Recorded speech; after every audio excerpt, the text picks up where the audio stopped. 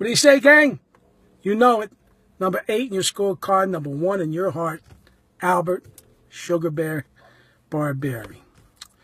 Okay, well, I got an interesting story to share and a method to my madness that I want to do. For everybody watching this from my hometown of Philadelphia, South Philly, and for other people around social media or watching this, I'm going to tell the story of the legend of my father, Tommy Blizzard Barbieri, and his life in South Philly growing up, with his political influence mixed in with his organized crime life that he lived. And but anyway, before I introduce you to my dad, I first want to say this, that I am not embarrassed at all of my father, of what he represented and what he did for a living. My father, I love my father. He was an awesome dad. He was divorced from my mom about 1 year old I was, and he was not a deadbeat dad. He was in my life through my childhood. He lived a mile away from me where I grew up with my mom in St. Monica Parish. My father's from St. Thomas Parish. And I had a wonderful childhood, and he was a great dad, and I'm proud of my father. I know he was loved and adored in the Philadelphia area and South Philly. He loved helping people. He would do anything for anybody. He loved to work in person, and he wanted to help them, and he used his favors, his political power. I'll explain all that through getting jobs and his wraparound traffic court, that he helped anybody he can, only because, you know, he was owed favors and favors were owed back. And I'll explain all that, how he was so instrumental during the election time in Philadelphia. And anyway, so let me introduce my dad to you. This is my father, Tommy Blizzard Barbieri.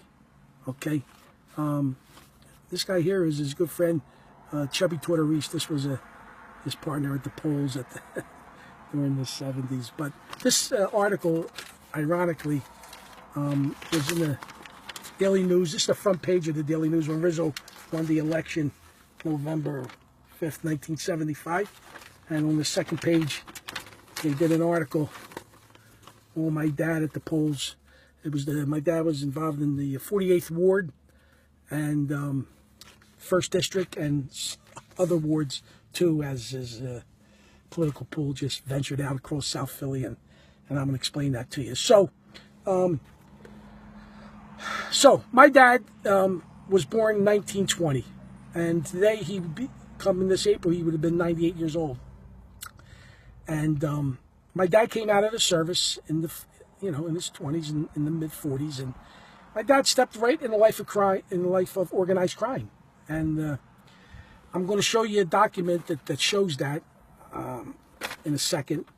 But my dad had a pretty good idea that the life that he was leading down, that he would need connections, and would for whatever reason, so he wouldn't, I guess, spend the day in jail. And he used his political friends and judges who he warmed up to, and used his likeness because he was well liked, and he got involved in the political field as a young guy, over 30, 40 years, as a committeeman in the 48th Ward, like I said, in the 1st District. And I guess my dad knew that he would need a get out of jail free card, because he knew his life was, was going to probably step into serious, jail time, for things, you just don't know. So let me, I'm going to show you my father's criminal rap sheet, and I'll explain to you how I got it, when I got it, where I got it, and how I got it. There's more to the story of this, and I'll explain it to you. But as you can see here, up here, the City of Philadelphia Police Department, and his name, Thomas Barbieri, only under one alias, my father, Thomas Barbieri. And he also had over here on the top, you can see his FBI number they had on him. They actually have his date wrong here. He was born in 1920. But anyway, on this side here are the list of the dates of when it started, all his pinches from February 3rd of 49 was his first pinch. And it goes all through the 50s, 60s, and the 70s, over 30 pinches. And here's all the charges on this side. I'll read them off to you so you can get a better idea. And over here is the disposition, as you can see, as I can show you here. Not guilty, not guilty. All discharges. All of them. Each and every one of them. All guilty, not guilty, discharge. And on the far left side, it's very unprecedented, are all the listing of the judges he went up in front. And I won't read them off, but they're there. So let me give you an idea of the charges and the part of the certain faction of organized crime he was involved in. It was all in the gambling, illegal lottery, common gambler, all different violation numbers and stuff over here. You know, 601, 605, 302, all different numbers of violations. Common gambler, illegal lottery, book selling, bookmaking, loan sharking, bookmaking on horses, common gambler, illegal lottery, pool selling down here, pool and book on horses, gambling establishments, house, conspiracy, common gambler, gambling establishments, one after another, over and over again, from 1949. Ironically, the last pinch on this rap sheet is on my birthday of 9974. That's crazy. And then also to you say to yourself, how does a guy get permission to do all this? As we all know, you have to answer to somebody in South Philly, and my dad was protected and had permission through work for the Angelo Bruno family. That's where all this gambling came and went. So now my dad used his influence at the polls to get votes for judges, councilmen. I mean, my people who are watching this and know my dad know his legend at the poll. Now, my father also had an in and a wraparound traffic court. And let's just say, for instance, you were in our neighborhood and you needed something, you need help, whatever it was, whether it was a license and inspection, anything to do with the city. You have tickets, you needed a job. My father was for the working man, and he would help anybody. But what came with that was you had to do the right thing at the polls when it came to voting time. So if you came to my father, and I seen this going on in my father's house. My father's door was a revolving door. I watched people come in there, ticket after ticket, suspend a license, and it was just a well-oiled machine. You got to understand, I'm a young teenager, and I'm watching all this, and it got to be the point where even myself, people would come up to me, yo, sugar, can your father fix a ticket for me? Go around, go see him. They ask, I need anything, bring him. No, just go see him. He'll help you if you can, And in return, you would have to, vote the way my father wants you to vote come election time. And I know for a fact that I worked for the voter registration for a few years up at City Hall. And I know that he would give me a list of names. And when you work for the voter registration, I have access to any binder of any ward, any division, and see if that person changed their party affiliation, whatever. And these people, if you wanted, what was important? You had tickets, you needed a job. My father had state jobs, city jobs at the tip of his fingertips. I know many people got jobs on them toll bridge jobs were like putting a quarter in a candy machine, turn it. My father had it. You needed a job, you were a young couple getting married, you needed a second income, and your wife or your husband needed a job, and my father, knew you needed help, he would help you. And all this came with repayment, with his influence at the polls, getting judges reelected, councilmen, and all. I don't need to mention names in the Philly area of upcoming rising politicians, ones that have passed away, all of them. Everyone that you may even say to yourself, my father helped through their election, whether Republican, Democrat, all because my father knew that during his time, he would go up in front of a judge because of his pinches. And I'm not implying that these judges that my father was in front of that was found guilty were corrupt or taking payment for that. No. If the judge was granting a favor to my father, it was because of his political influence helping them getting elected in during election time. And I've seen it at the polls. I see my father walk right in with people in the polls.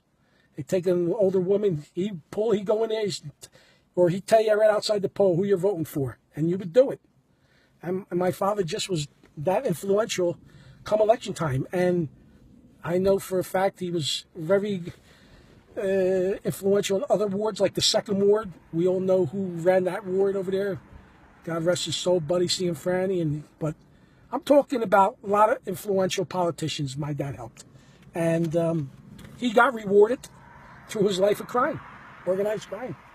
So now, that was my father. And, you know, like I said, he was a great guy. And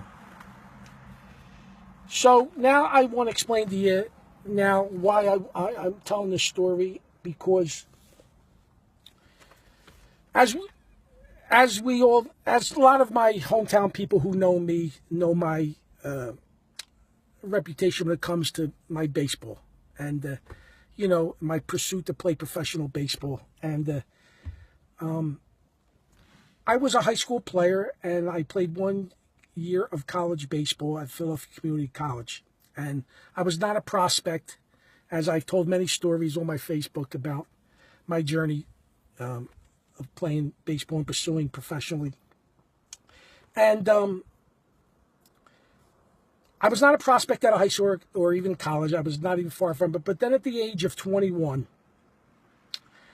I started developing skills of a prospect. And I was that late bloomer syndrome. And I'm going to share with you how my father's organized crime kind of got in the way of my one and only chance. So of signing a minor league contract with a major league affiliate. So there's a gentleman by the name of Henry Varlick. Henry Varlick, for people who don't know that name, he was an African-American guy who recruited me to go to Philadelphia Community College after my 1 year at Penn State, which I got into Penn State from a favor of a political friend of my father's. I didn't have the grades to get at Penn State. I couldn't get up at the main park. I went to an off-campus in Delaware County. And it's, you know, again, you know, I should have never been able to get in that school, but I got in there only. And they didn't have a baseball team at Penn State in Delaware, in Lima, PA, I believe, in Delaware County.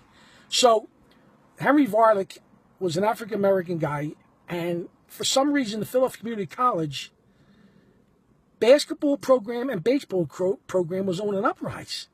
And Henry Varlick wound up being the athletic director and his baseball coach. And Henry Varlick, he was the sweetest guy you ever want to meet. It was not a baseball guy, okay? But, you know, he was the manager, and he had an assistant coach by the name of Chet D'Amidio. Now, Chet D'Amidio, Henry Varlick has since passed on. About 10 years ago, Henry passed away. Chet D'Amidio is still alive today. He was my college coach. He's a former minor leaguer, and he just retired a few years ago. He spent 28 years with the Chicago White Sox, okay, in the minor leagues system as a coach, and he was the assistant coach. This one particular summer day, Chet tells me that a scout by the name of Dick Bowie, he was very influential in the Baltimore organization, and he was the Eastern Seaboard Regional Scout. He actually signed Cal Ripken Jr. This is all unbeknownst to me at the time, okay? So Chet tells me Dick Bowie is holding a showcase or a tryout at 48 in Spruce. And at the time, again, I'm removed out of high school 5-6 years now. It's 1981. I graduated in 76.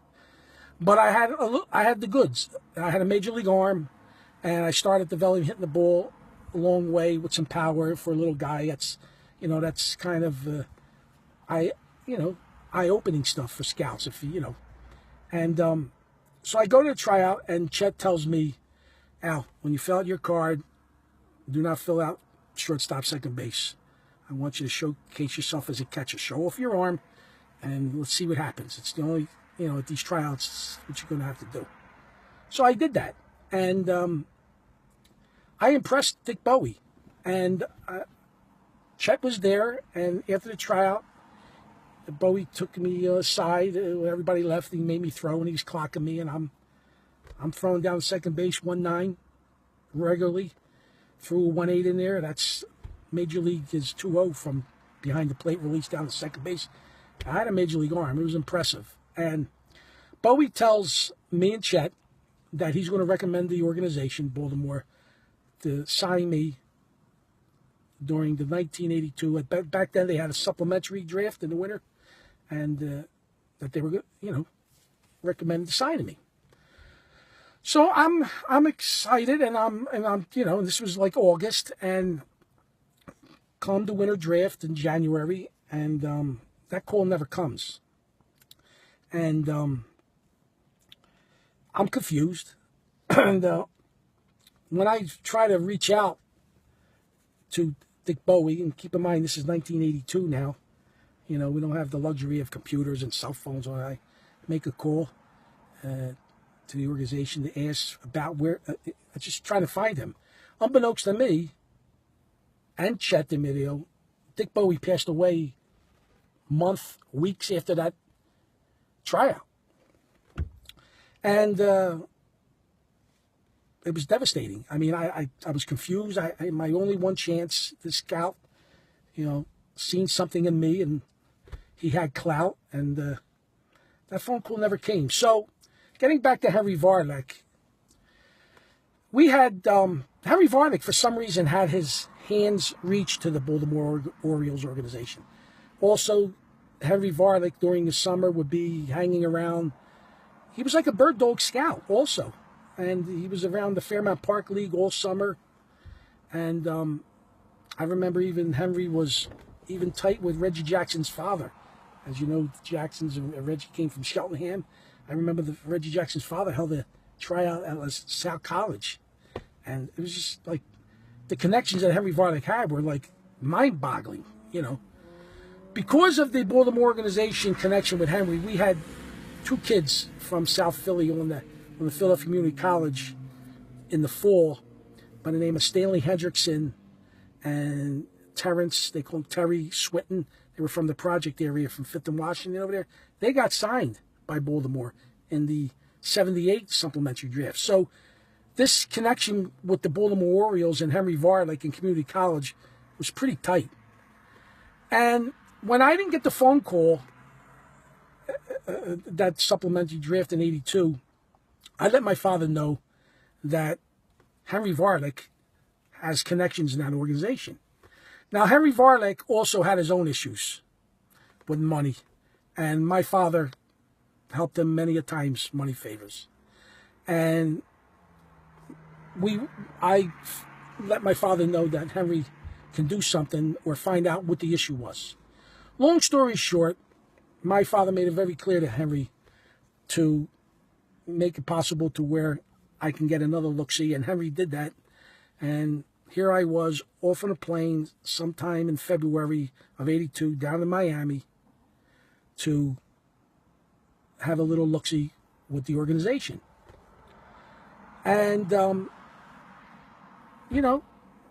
I put on a little show. I was with the scouts. It was just me. It was just me. They wanted to see me. I threw. I took swings, and I had the goods, like I said.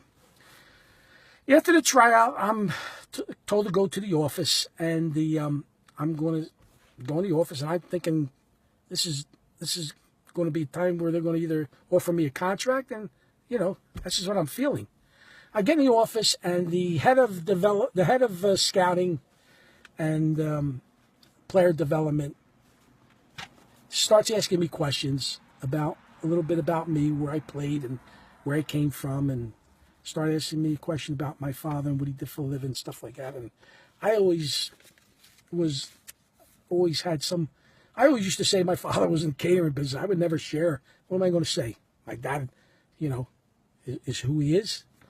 Well, this player development head of scouting guy hands me an envelope, and he says, "We're very sorry that we can't offer you a contract. We cannot go down this road with you." And he hands me an envelope, and in the envelope is these 2 pages that I've been holding on to for 36 years. And I was devastated. You know, I was just angry and whatever. And I went home. I was on the plane that same night back home, and I told my father I lied. I didn't have the heart to tell him that because of his reputation and growing up in Philly and organized crime, it just held the Orioles back from signing me a minor league contract, or my one chance, my only one chance. And people who have known me, and that was 1982, and I told my story and how I went on to Alaska to walk on to play in the ABL, the Alaska Baseball League, and walked on and did it 2 years in a row. And that was all the extension of my bitterness, angerness, validation that I needed to know that I believed that I was worthy of a minor league contract or play professionally, whatever my destiny would have been, you know. And going to Alaska and walking on and doing that and being the first walk-on ever to walk on the Alaska League and do that was just validation for me. It was just my way of venting. It's the same thing. I did it again in 2001 when I went back to Anchorage at 42 years old, and, you know, got a base hit and became the oldest player in the Alaska League at 42 years old. And from that, as all my South Philly peeps know, and how I shared my dream of making my pro debut at 44 years old at a minor league level with the Cannon River Shark, that was all of me just letting it all out and just having validation that, you know, I was worthy of playing on that level of baseball, professionally, minor, whatever it was. And I also want to apologize to a lot of my teammates and people I played ball with over the years. I vented and showed my frustration on the field, and I would, you know, talk down to people who I played with, whether hardball and even softball leagues, competitive softball leagues. I knew where I came and where I came from in baseball and where I was, and it was a lot of sour grapes and frustration. And then I was umpires I treated horribly at times. I just lashed out my anger and sour grapes and from my experience. And I want to apologize to anybody that I was that way to on the ball field and talk down to people, and that I always thought, or I came off I was better than you, and because of whatever I felt that way. I'm so sorry to anybody who that ever happened to. I know I did it. I know I was a jerk off for being that way sometimes, but I hope you understand. So now I want to get into the let's get into some making a movie business, because 1993 I go back to Southern California, and I decide, based on my experience, based on what happened with me in baseball, I decide to write a screenplay with my partner, Hugh Grew, very talented guy. Hugh Grew, he's an Emmy Award winner in graphics. He teamed up with me to write my screenplay, and I want to holler out to some people, and they are, and I'm hoping if anybody's watching this, or hopefully these people who I'm shouting out to, and I want to name them, and I'm going to explain to you why I'm shouting out to them, to maybe to revisit this, and let's see what can be done, and maybe a movie, because I know I came very close. So the players in all of this are Andy Garcia, Mark Rosenthal, famed writer, director, wrote one of the Superman movies. Sal Palantonio also got involved and got this to ESPN. Also, my screenplay also got to the Lurie family, Jeffrey Lurie and his wife. I can't remember if it was through Sal Palantonio or through a girl I knew who worked for Jeffrey Lurie's wife, who had a production company. I'm not sure if they had one. I know they had the screenplay. We all know about me walking up to Ray Liotta's house and Kurt Russell's house, Andy Garcia's, and also Nicholas Turturro. I approached him, and so these are the people I'm kind of want to revisit and give a shout out. And I want to read a letter I got from Andy Garcia that he read my screenplay. But before I do that, I hustled this screenplay in Hollywood from 1993 to 1999, 2000. And I'm going to, before I read the Andy Garcia letter to you, because I know he was interested, I'm going to show the difference of a rejection letter versus the letter Andy Garcia wrote to me. And I'm hoping, Andy, if you're listening, we can maybe revisit this and maybe, like I say, do a movie. So, your typical rejection letter in Hollywood is a far cry from the letter I'm going to read to you that I got from Andy. And basically, for instance, I got my screenplay in '94. Now, keep in mind, in the beginning stages, my writing and the story, it got developed, and me and my partner, Hugh Grew, rewrote it maybe 9 or 10 times. So in the beginning, based on its credibility as a writer, it may have not been the best writing, but as time went on, but the story was there. It was definitely a nice story. I got it to Matt Dillon. Typical letter. It's a very short letter. Thank you. It's from his agent, Vic Ramos. Thank you for submitting your enclosed screenplay. It's called Singled Out. And keep in mind, my screenplay is copywritten, so I don't have no problem talking about it. So somebody wants to steal my story, go right ahead and make things easy for me.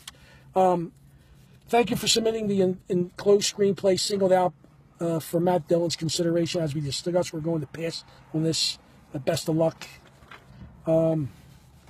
Here's the letter from Ray Liotta's manager or agent. But anyway, if you're watching this, I want to apologize for coming to your house, as you know. But you're one of the first guys I came to and brought the screenplay. If you want to get involved, maybe we can get in touch with Andy and we could sit down. We could talk about this. But it's funny. It's from your manager or so your sister, somebody, Amy Gunther, her name was, from, I don't know, some associate, Addison Wechsler Associates. Thank you for your interest in Ray Liotta for the above-mentioned project. Unfortunately, this is not something we're interested in pursuing for him at this time. In the future, please send all submissions for Ray via or a prominent entertainment attorney or office via other than going to his home, which I did twice. I went to Ray Liotta's house twice with the screenplay hustle because I didn't have a literary agent at the time. But that's a short rejection letter, as you can see. One from Daniel Stern. Production, it wasn't meant for him. They thought it was. It was actually gave to him as his production company. It says, real short, sweet, right? Al, thanks so much for sending me Singled Out. It's quite an inspiring story with some strong characters. Unfortunately, not at the right time for Daniel, so I'm returning it to you. I enjoyed meeting you. Good luck with the script. I got to Wildwood Enterprises. That's Robert Redford's joint. It was unsolicited material at the time. Also, Ron Shelton, who was a baseball guy. Now, keep in mind, my story is not a baseball movie. Okay, it uses baseball as a metaphor, but it's not a baseball movie. This is from Ron Shelton. As you can see up there, Ron Shelton come back with a letter. Although your life story sounds interesting, Ron's plate's full at the moment. Yada, yada, yada. Thank you, and it's short and sweet. So these are the rejection letters. I got it to Imagine Entertainment. That's Ron Howard's place. This letter's a little, but there's some good feedback here. Same thing. HBO. Got it to HBO also. They wanted me to do a rewrite, but a lot of things go on with rewrites, and at the time, I just, I was looking for an option, whatever. Didn't get one option. It was where they pay you to do a rewrite, this and that. And then also Sal Palantonio. I can't remember how me and Sal got together, but he got it I know he got it to ESPN. So my screenplay got well traveled. And, but the one person, like I said, Andy Garcia, I'm going to read his letter to you, and I'm going to actually talk. I'm talking to you, Andy. I'm going to refresh your memory, Andy. I'm going to read this letter in full. Here it is. As you can see, Andy Garcia's letter is up there, and he wrote a nice little letter signed. Let me read it to you. Dear Al, many thanks for sending me the screenplay Singled Out, which Clifford Stevens forwarded on to me. That was his agent at the time. I thought that it was a very moving piece with ultimately the potential for great family entertainment and commercial success as well. I was very much in the vein of films such as Rocky, he kind of compares it with. But I would never compare my screen to Rocky, Sylvester Stallone, legend. With the difference that this is obviously based on your true life story. Nevertheless, after careful consideration, I feel it's a bit premature for me to get involved with this project at this time. Now, listen to this. My company is trying to develop several projects, primarily, in quotes, and he's telling me about a movie right here, if you can see that, called The Lost City. Okay, my company is trying to develop several projects, primarily, in quotes, The Lost City, which is set in Havana in the 50s, and which I also want to direct. Therefore, I feel that at this time, I don't want to attach myself to too many projects so as not to jeopardize my chances of getting my own films made. I hope you understand my predicament. However, thank you for thinking of me and for being so kind as to give me the opportunity to take a look at your story. I wish you all the best of luck with your project. Best regards, Andy Garcia. Now, I'm going to tell you, people, I've been in Hollywood a long time. A box office draw, movie star, does not have to take the time to explain to me why he doesn't want to do or get involved with a project. You've seen all the rejection letters. So Andy Garcia was so cool enough, and I'm going to tell you how genuine he is in the letter. When he mentions The Lost City, this letter is dated 1994. The Lost City, he did. In 2005, directed it. He wrote it. I think composed the music in it. He didn't have to tell me this. He was being genuine. So, I'm saying to Andy Garcia right now, Andy, I know, and you know yourself in Hollywood, sometimes screenplays sit around for years. You mentioned even Stallone here. Now, if you're watching this too, you and I have crossed paths a couple times. Once, as a young teenager I was, when you were doing the movie Rocky II in South Philadelphia on Lambert Street. Only you and I will know in between downtime on that film, as they're setting lights and all that, get ready for the scene, I was the guy pitching you half balls. Only you and I will know that. And then we met at the Holiday Inn at the Beverly Hills Cop 2 premiere party on top of the Holiday Inn parking lot when you were married to Brigitte Nielsen, and you were nice enough, after I let you know I was from South Philly, to take a picture with each other. Since Andy mentioned comparing my story, based on the true story, my film, my screenplay, to yours, maybe you and Andy get together, you want to meet, sit down. Do I got to fly you guys into Philly I'll say the same thing to, Mark Rosenthal, if you're listening. If you recall our conversation on the phone one time, we talked, you were trying to give me insight about a rewrite and what I need to do to get the screenplay to perfection. And I asked you to maybe sit down and do a rewrite. Come on board with me and my partner and a rewrite, take a piece of the pie. I'm a first-time writer. I really didn't understand what you're trying to tell me. And you considered it. And a couple days later, if you remember, you came back and called me and told me that, again, you're under contract with a major studio. And you just couldn't devote your time also. But you were very interested. And maybe you're looking for a film to get involved with. Maybe all of us can sit down, have lunch, and let's talk about this. Nicholas Turturro. We met at Qualcomm Stadium in San Diego the night you sang the national anthem. I told you, and I thought you would be perfect for the lead role in this film. And you said to me, when that screenplay gets done rewriting, because I told you it was going to be rewritten a couple more times to get it to you. I never got it to you. But I believe you would be perfect for the lead role. If you're watching this, if you can venture out to Andy Garcia, Mark Rosenthal, whoever powers may be, I'm a nobody. I banged on doors for 7-8 years, hustling the screenplay. I don't have connections. Even if Jeffrey Lurie and his wife are listen to this, I know that my screenplay got to Mrs. Lurie. I don't know the result of it. Maybe you all want to take another look at this. It's an inspirational movie that I wrote based on my life. And it's just, I think it's movie-making stuff. It can be done. And I say, why not? So I just wanted to share this. We'll just see how this goes. And what do you think, my South Philly peeps? Maybe South Philly can get a movie done, right? With one of their own native son. But anyway, I'm hope you all got a kick out of that. And let's see what happens. All right? You never know. All right, gang. Be well. Andy, let's do a movie.